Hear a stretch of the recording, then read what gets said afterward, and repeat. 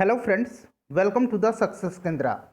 दोस्तों, आज की इस वीडियो में हम लोग बिहार एसआई पीटी एग्ज़ाम के लिए रुक्मणी पब्लिकेशन का जो हमारा टेस्ट सीरीज चल रहा था उसी को आगे बढ़ाते हुए वॉल्यूम 3 का टेस्ट सीरीज नंबर 2 को कवर करेंगे।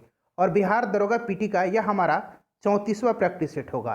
इससे पहले ऑलरेडी हम लोगों ने 33 प्रैक्टिस सेट कवर किया हुआ है, तो अगर आपने नहीं देखा है तो देख लीजिएगा। सभी का लिंक आपको वीडियो के डिस्क्रिप्शन में मिल जाएगा।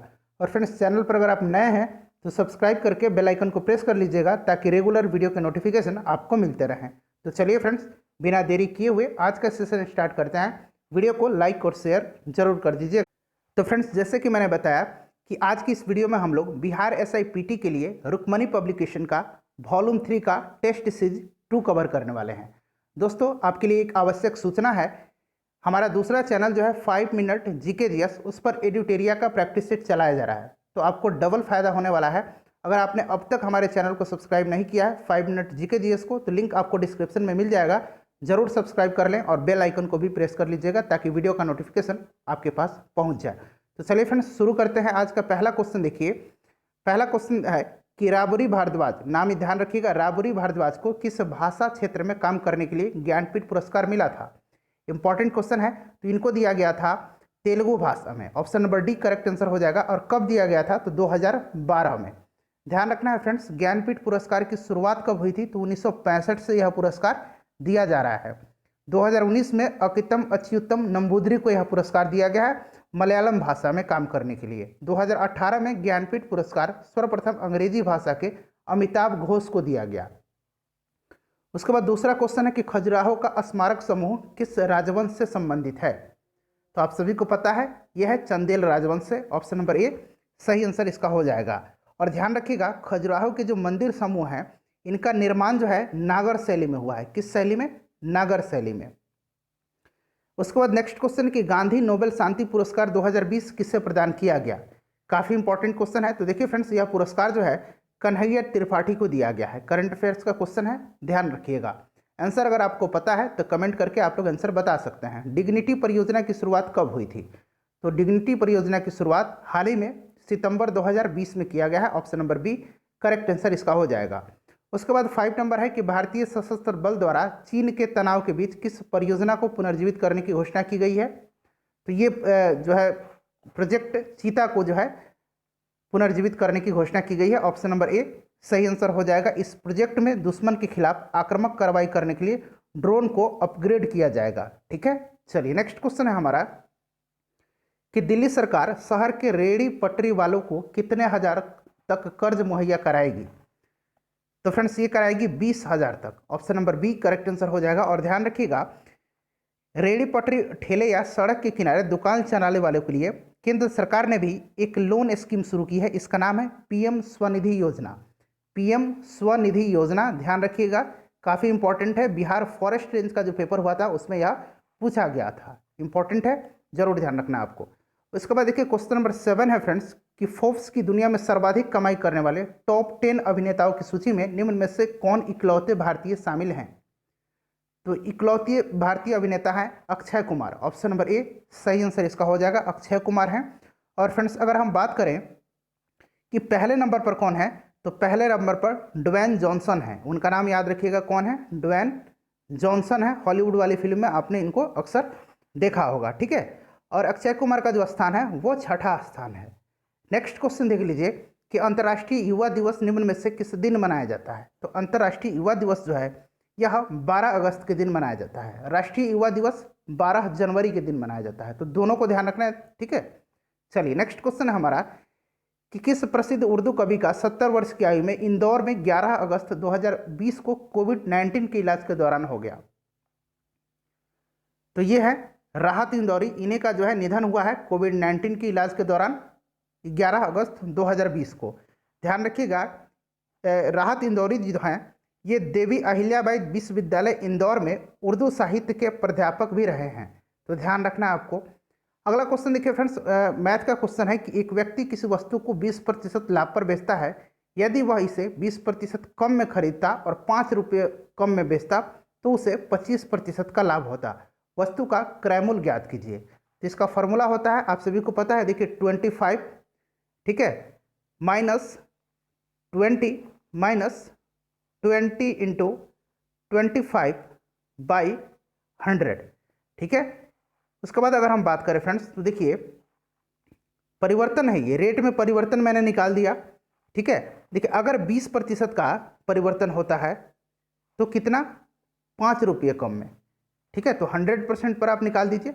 तो फ्रेंड्स इस क्वेश्चन को सॉल्व कर दीजिएगा तो ये 25 रुपया निकल के आ जाएगा, ठीक है। ऑप्शन नंबर इसका सी जो होगा करेक्ट आंसर हो जाएगा। आप अपने तरीके से भी इसको सॉल्व कर सकते हैं। उसके बाद देखिए निम्न में से किस जानवर के साथ मानव टकराव पर राष्ट्रीय पोर्टल सुरक्षा लॉन्च किया गया है, तो यह है हाथी। ऑप्शन नंबर सी सही आंसर इसका हो जाएगा। ध्यान रखिएगा हाथी दिवस कब मनाया जाता है, तो 12 अगस्त के दिन मनाया जाता है। 12 अगस्त को हाथी दिवस मनाया जाता है, इंपॉर्टेंट है, ध्यान रखिएगा।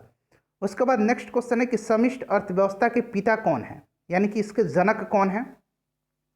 तो देखिए फ्रेंड्स समष्टि अर्थव्यवस्था के जनक कौन है, तो फ्रेंड्स ये हैं J.M. Keynes. Option number A सही आंसर हो जाएगा। अर्थशास्त्र का जनक एडम स्मिथ को माना जाता है। अर्थशास्त्र का जनक एडम स्मिथ को माना जाता है। एडम स्मिथ ने अर्थव्यवस्था को धन का विज्ञान कहा था।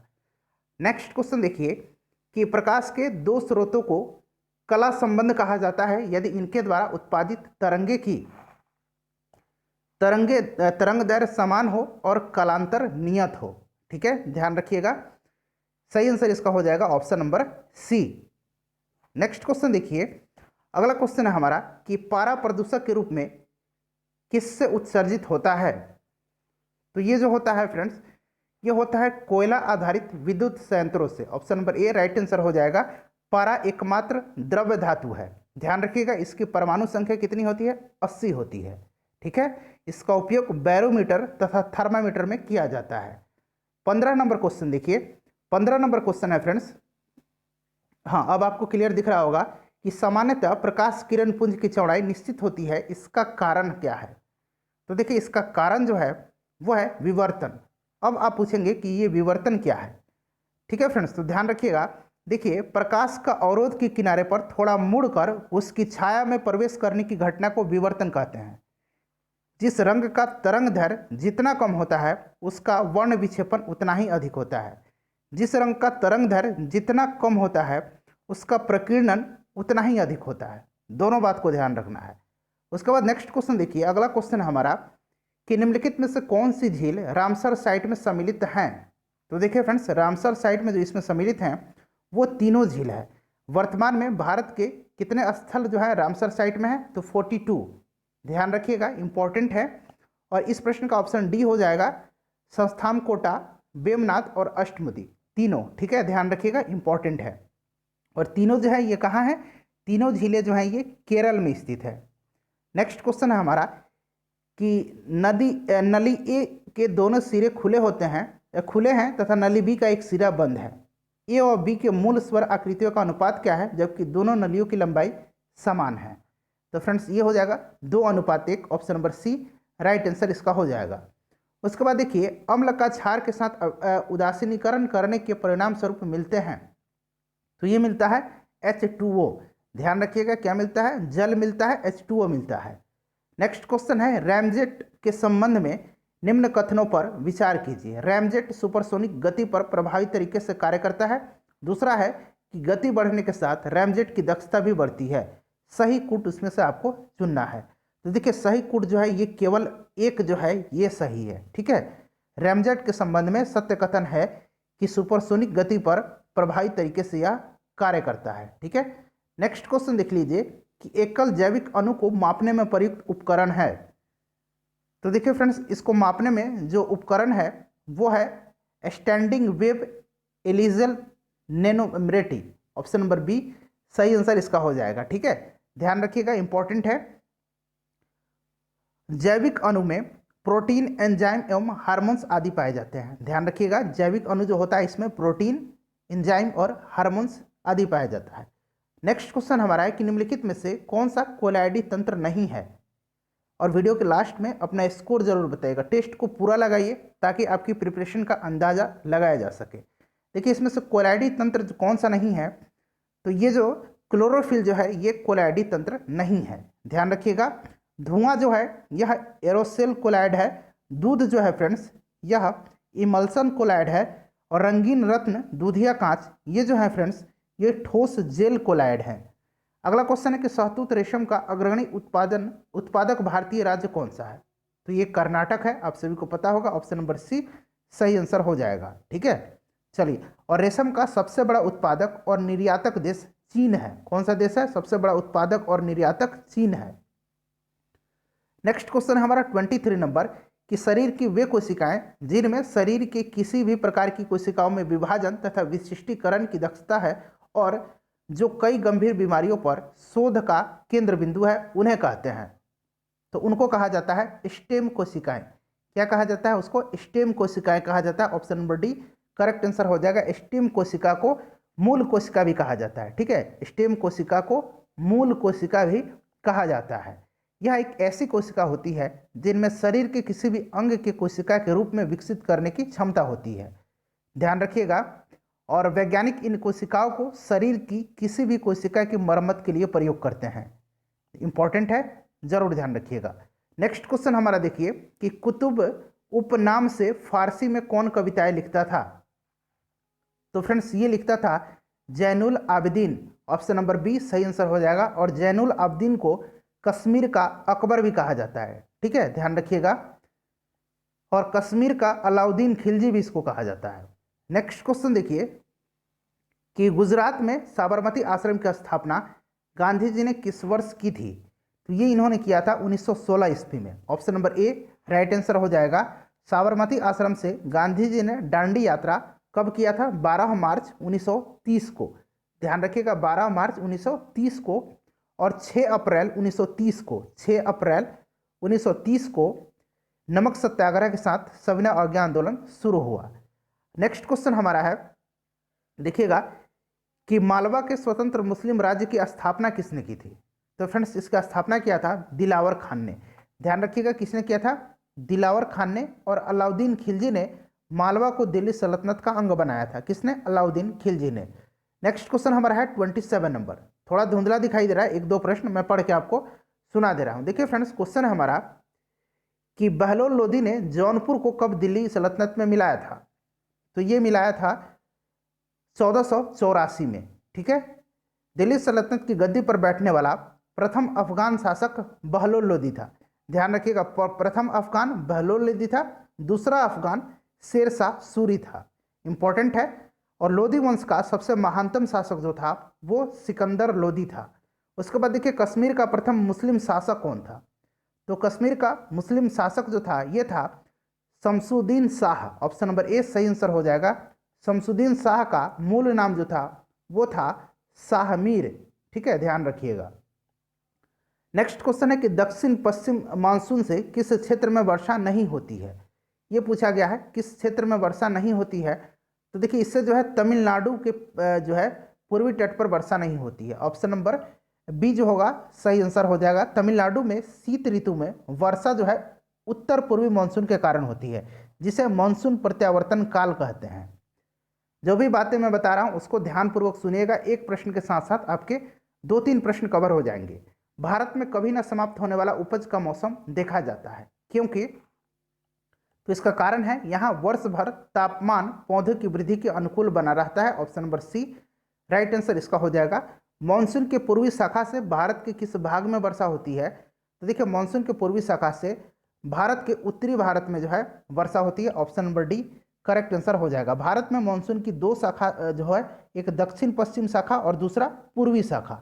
ठीक है, देखिए भारत में मानसून सर्वप्रथम दक्षिण पश्चिम शाखा से प्रवेश करता है। किससे करता है?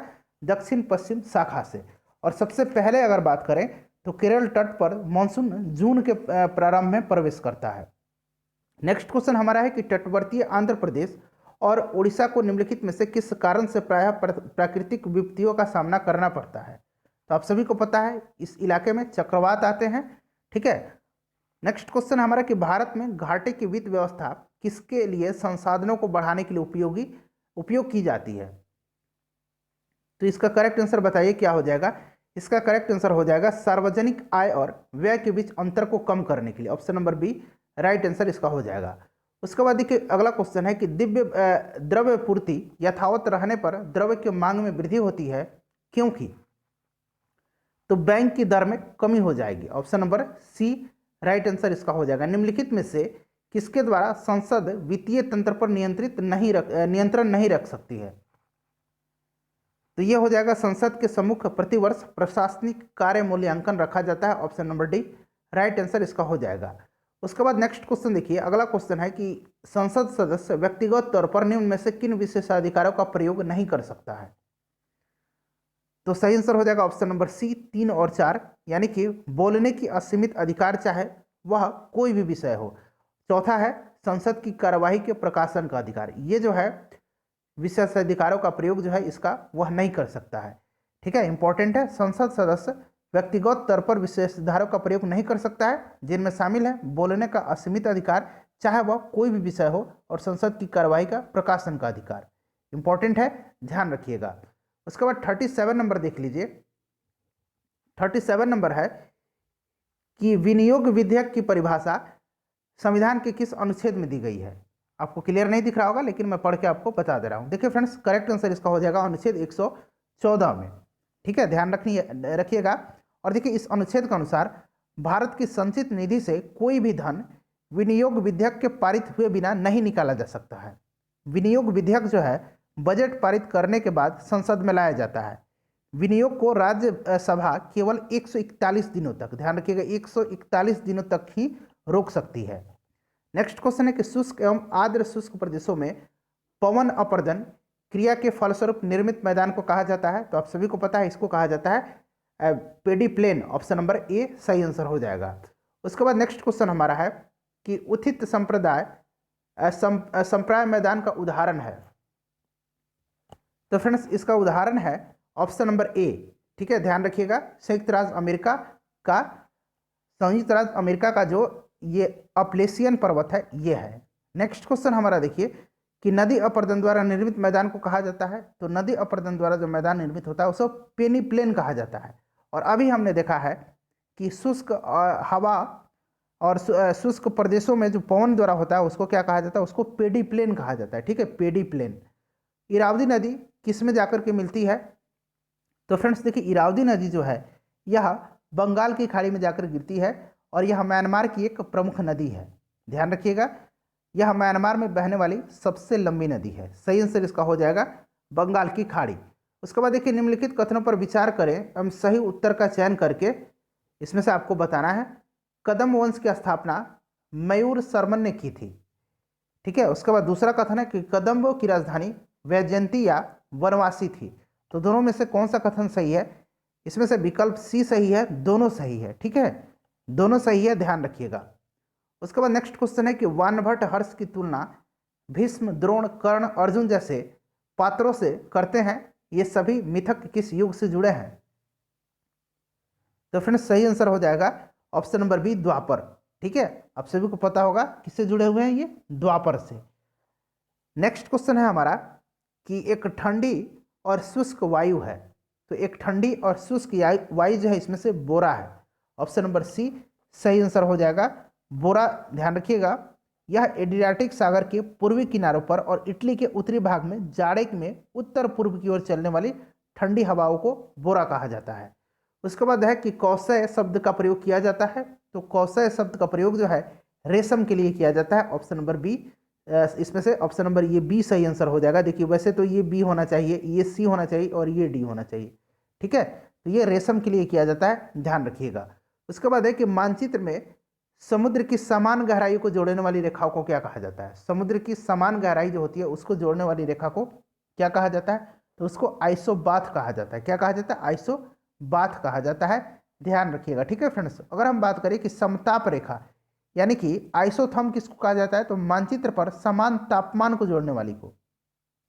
समदाब रेखा यानी कि आइसोबार, तो समान वायुदाब वाले स्थानों को जोड़ने वाली जो रेखाएं हैं उनको समदाब रेखाएं कहा जाता है।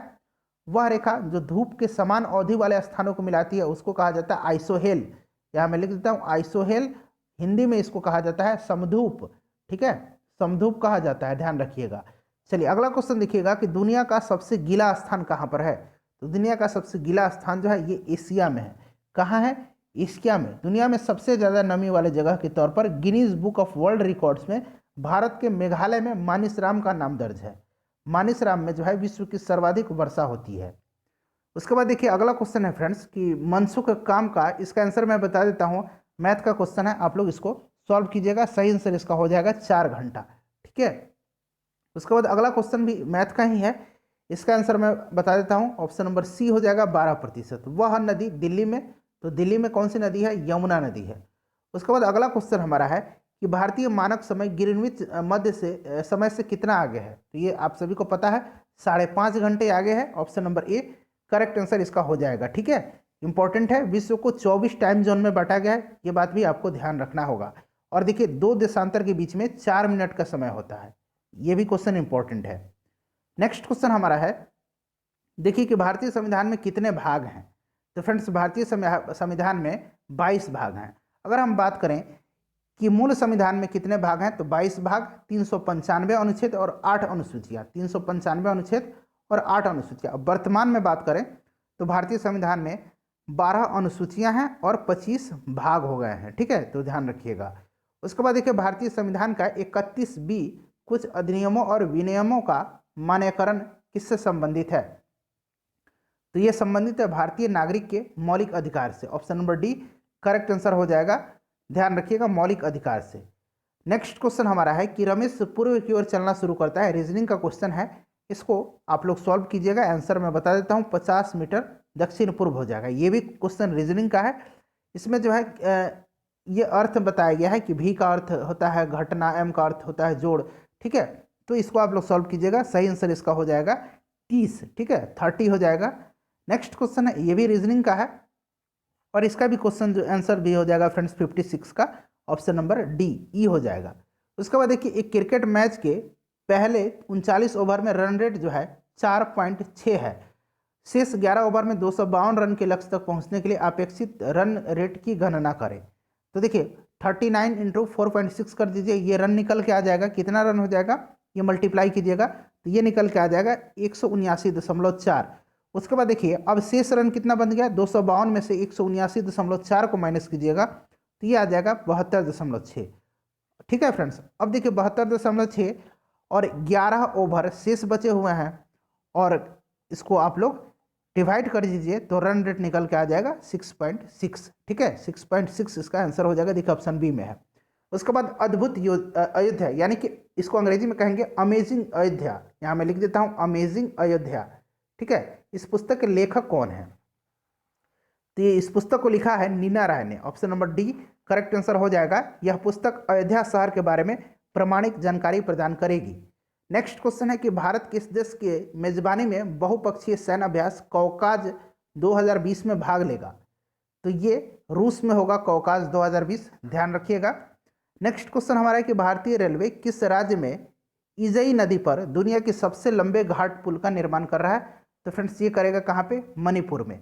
ध्यान रखिएगा, मणिपुर में करेगा, इजई नदी पर। इंपॉर्टेंट है। उसके बाद देखिए सुरेश रैना किस खिलाड़ी से जुड़े थे जिन्होंने अपने खेल से संन्यास ले लिया? तो सुरेश रैना और महेंद्र सिंह धोनी दोनों ने एक ही दिन संन्यास का ऐलान किया था और ये दोनों क्रिकेट से जुड़े हुए हैं। ऑप्शन नंबर सी सही आंसर इसका हो जाएगा। किस राज्य सरकार ने महिला सशक्तिकरण के लिए अरुणोदय योजना शुरू की है? तो 2 अक्टूबर 2020 को असम की सरकार ने यह योजना शुरू की है, अरुणोदय योजना। उसके बाद अगला क्वेश्चन है कि गुयाना के राष्ट्रपति के रूप में इरफान अली ने शपथ ली है। गुयाना की राजधानी कहाँ है? तो देखिए फ्रेंड्स गुयाना की जो राजधानी है वो कहाँ पे है? जॉर्ज टाउन में है। गुयाना जो है यह दक्षिण अमेरिकी देश है। ठीक है, चलिए 2019 में भारत रत्न प्राप्त करने वाले निम्नलिखित व्यक्तियों में से कौन सही नहीं है? तो देखिए 2019 में नानाजी देशमुख, भूपेन हजारिका और प्रणब मुखर्जी को दिया गया था। अटल बिहारी वाजपेयी को और पंडित मदन मोहन मालवीय को 2015 में भारत रत्न दिया गया था। तो ऑप्शन नंबर सी सही आंसर इसका हो जाएगा। उसके बाद देखिए अपकेंद्रीय बल द्वारा खाली स्थान है कार्य किया जाता है। तो देखिए अपकेंद्रीय बल के द्वारा जो है शून्य कार्य किया जाता है। ऑप्शन नंबर बी सही आंसर हो जाएगा। इंपॉर्टेंट है, जब कोई पिंड किसी वृत्ताकार पथ पर चलता है तो उसकी गति को बनाए रखने के लिए केंद्र से बाहर की ओर एक बल लगता है जिसे कि अपकेंद्रीय बल कहा जाता है। इंपॉर्टेंट है, ध्यान रखिएगा। अगला क्वेश्चन देखिएगा 65 नंबर के बाद 66 नंबर की एलईडी का आविष्कार किसने किया था? एलईडी का यानी कि लाइट इमिटिंग डायोड का, इसका आविष्कार जो है किया था निक होलोन्याक ने। ऑप्शन नंबर इसका देखिए ये सही हो जाएगा। ठीक है, चलिए, उसके बाद है महान अशोक किस वंश के शासक थे? तो इसमें बताने की जरूरत नहीं है, मौर्य वंश के ये महानतम शासक थे। बिंदुसार के पुत्र थे। प्राचीन भारत में निम्नलिखित में से कौन सा खेल बहुत लोकप्रिय था? तो ये प्राचीन भारत में शतरंज था, ध्यान रखिएगा, शतरंज था। उसके बाद है कि पृथ्वी द्वारा सूर्य की परिक्रमा करने के लिए लगने वाले समय की गणना करने वाले प्रथम भूगोल शास्त्री कौन थे? तो फ्रेंड्स ये थे, बताइए कौन थे? ये भास्कराचार्य थे। ऑप्शन नंबर सी सही आंसर इसका हो जाएगा। उसके बाद देखिए, इनमें से कौन सा एक नेशनल पार्क नहीं है? देखिए, इसमें से नेशनल पार्क जो नहीं है फ्रेंड्स, वो है सतारा राष्ट्रीय उद्यान। जिम कॉर्बेट भारत का पहला नेशनल पार्क है और इसको हेली नेशनल पार्क के नाम से पहले जाना जाता था। काजीरंगा असम में है, बांदीपुर ये कर्नाटक में है। उसके बाद नेक्स्ट क्वेश्चन देखिए कि कांच क्या है? तो फ्रेंड्स देखिए, कांच जो है यह क्या है? एक अक्रिस्टलीय रवाहीन ठोस है, ध्यान रखिएगा। उसके बाद देखिए, निम्नलिखित कथनों पर विचार कीजिए कि थर्मोस्टेटिंग प्लास्टिक ऐसे बहुलक होते हैं जिनमें परितप्त कर पुनः उपयोग किया जा सकता है। दूसरा है, ग्रेफाइट हीरे की तुलना में रासायनिक रूप से अत्यधिक प्रतिक्रियाशील होता है।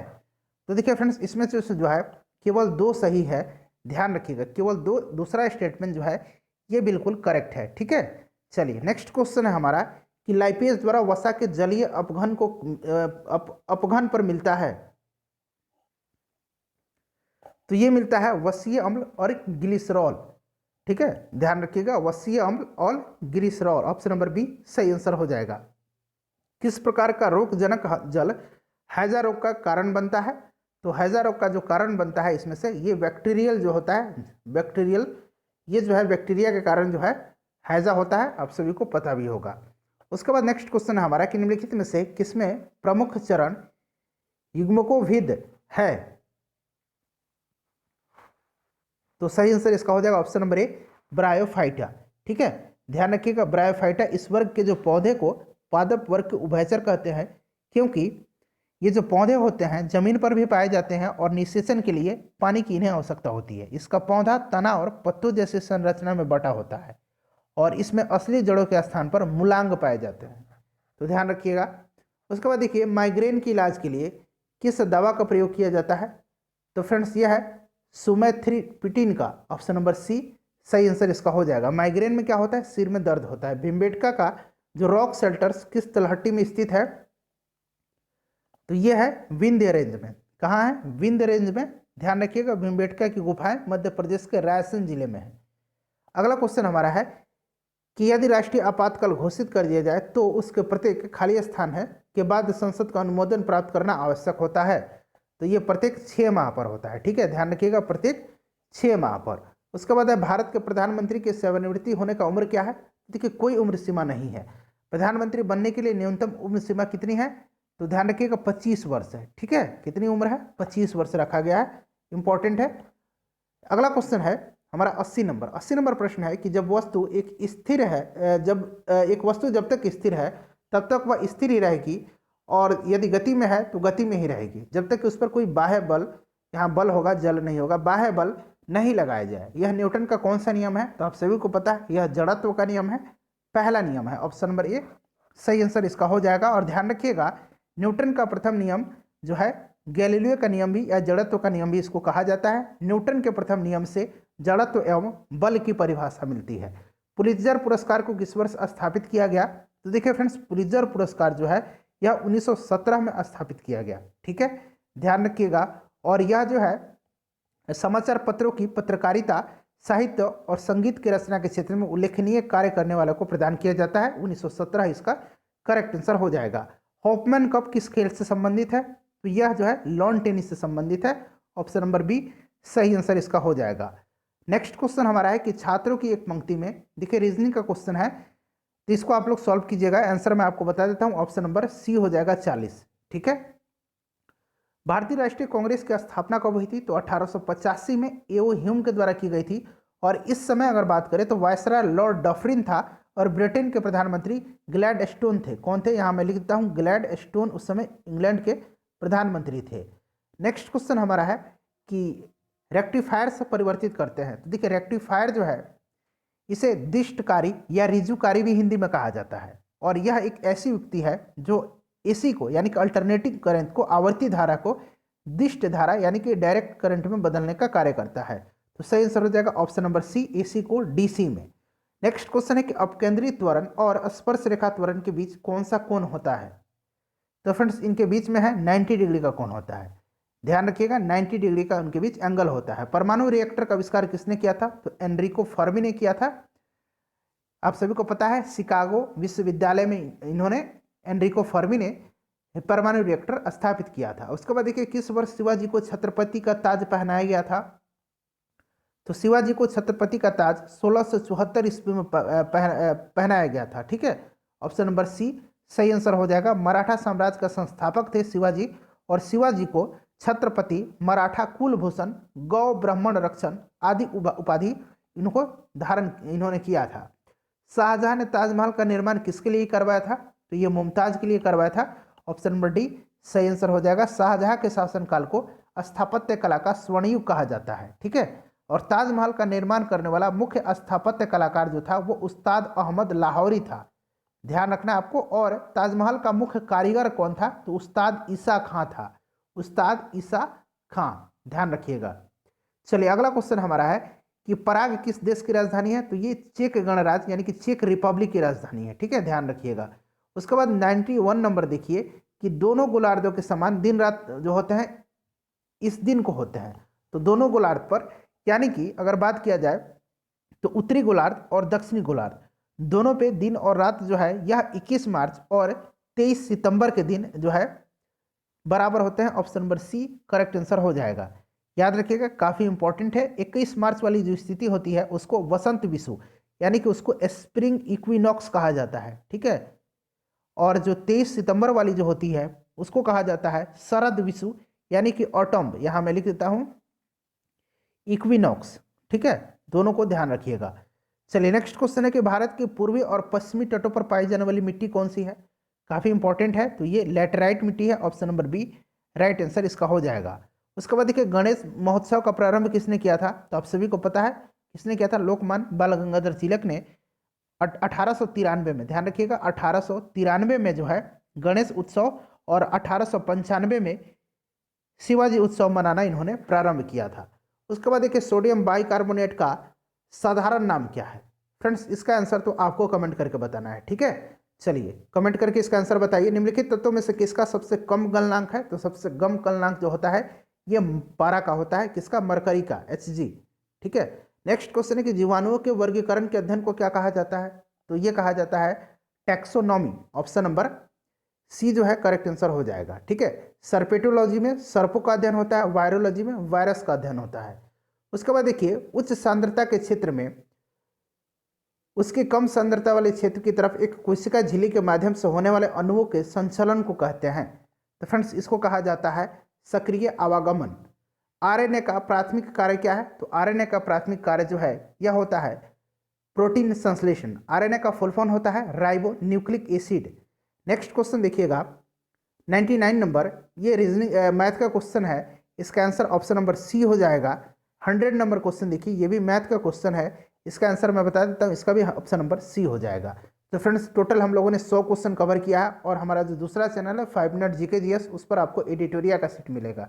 ठीक है, एडिटोरिया का सेट वहाँ चलाया जाएगा। और फ्रेंड्स वीडियो को लाइक और शेयर करते रहिएगा। और यहाँ आपको टोटल 30 सेट को कवर करा दूंगा मैं।